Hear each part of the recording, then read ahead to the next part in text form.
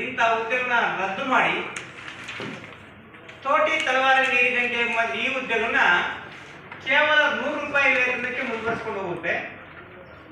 ಹಾಗೆಯೇ ನಾವು ಇಷ್ಟು ವರ್ಷಗಳ ಕಾಲ ಬಹಳ ಕನಿಷ್ಠ ವೇತನಕ್ಕೆ 2011ರವರೆಗೂ ಕೂಡ ಕೇವಲ 3,500 ವೇತನಕ್ಕೆ ನಾವು ಕೆಲಸ ಮಾಡ್ಕೊಂಡು ಬರ್ತೀವಿ. ತದನಂತರ ಆಗಿನ ಕಂದಾಯ ಸಚಿವ ಈಶ್ವರಪ್ಪ ಅವರು 3,500ರಿಂದ 3,500 7,000 ನಮಗೆ ಫ್ರೀಡಂ ಪಾರ್ಕಲ್ಲಿ ನಮ್ಮ 10,000 ಜನ ಮುಷ್ಕರ ಬಿಟ್ಕೊಂಡಾಗ 7,000 ವೇತನ ಘೋಷಣೆ ಮಾಡ್ತಾರೆ. ತದನಂತರ 7, 12 ಈಗ 15,000 ಆಗಿದೆ.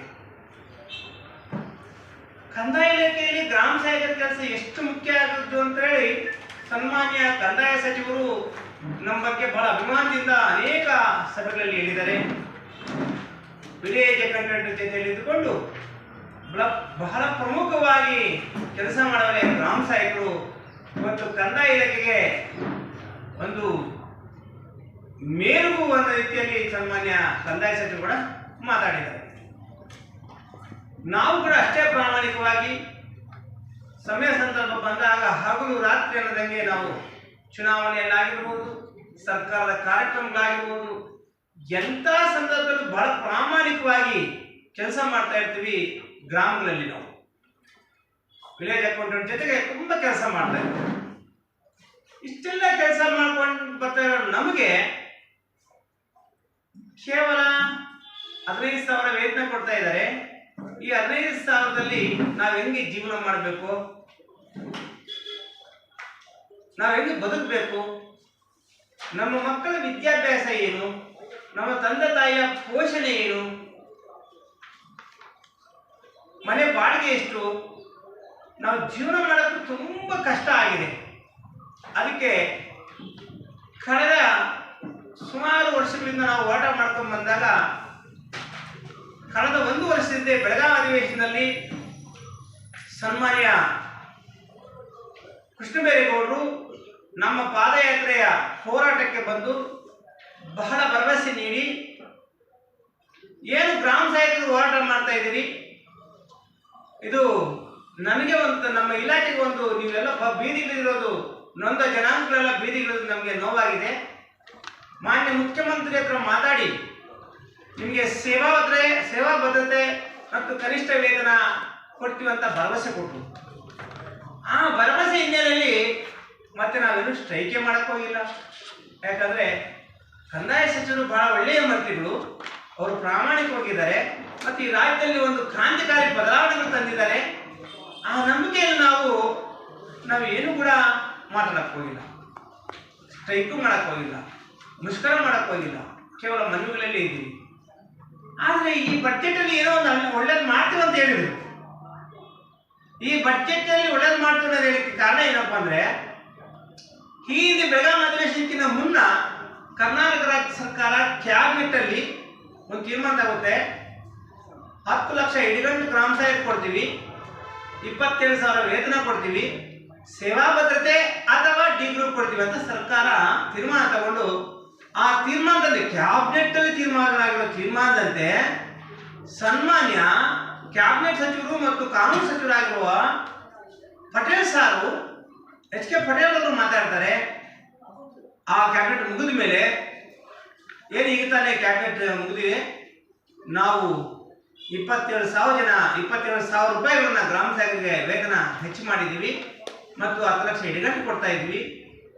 ಸೇವಾ ಭದ್ರತೆ ಮತ್ತು ಡಿ ಗ್ರೂಪ್ ಅವ್ರು ಏನು ತೀರ್ಮಾನ ತಗೊಂಡ್ರು ನಾವು ಅದು ಮಾಡಕ್ಕೆ ರೆಡಿ ಇದೀವಿ ಅಂತೇಳಿ ಸನ್ಮಾನ್ಯ ಕಾನೂನು ಸಚಿವರು ಎಲ್ಲ ಮಾಧ್ಯಮದ ಮುಂದೆ ಹೇಳಿದ್ದು, ಇವತ್ತು ಕೂಡ ಎಲ್ಲ ಟಿವಿಗಳಲ್ಲಿ ಬಂದಿದ್ದು ಕೂಡ ಇವತ್ತು ದಾಖಲಾತಿ ಇದೆ, ಮತ್ತೆ ಪತ್ರಿಕೆಯಲ್ಲಿ ಬಂದು ಕೂಡ ನಮ್ಮ ಹತ್ರ ದಾಖಲಾತಿ ಇದೆ. ಮಾನ್ಯ ಎಚ್ ಕೆ ಪಟೇಲ್ ಸಾಹೇಬರಿಗೆ ನಾವು ಇಡೀ 10,400 ಜನ ಗ್ರಾಮ ಸಹಾಯಕರ ಪರವಾಗಿ ನಾವು ಪ್ರಶ್ನೆ ಮಾಡ್ತಾ ಇದ್ವಿ. ಸನ್ಮಾನ್ಯರೇ, ನೀವು ಕ್ಯಾಬಿನೆಟ್ ಮುಗಿದ ಮೇಲೆ ಅವತ್ತು ಮೀಡಿಯಾ ಮುಂದೆ ಮಾತಾಡಿದ್ದು ಸುಳ್ಳ, ಇಲ್ಲಾಂದ್ರೆ ಕ್ಯಾಬಿನೆಟ್ ತೀರ್ಮಾನ ಆಗೈತಾ ಇಲ್ವಾ? ಮತ್ತೆ ಒಂದ್ ವೇಳೆ ಕ್ಯಾಬಿನೆಟ್ ತೀರ್ಮಾನ ಆಗಿದ್ರೆ ಈಗ ಬಡ್ಜೆಟ್ ಯಾಕೆ ಅನೌನ್ಸ್ ಮಾಡಲಿಲ್ಲ?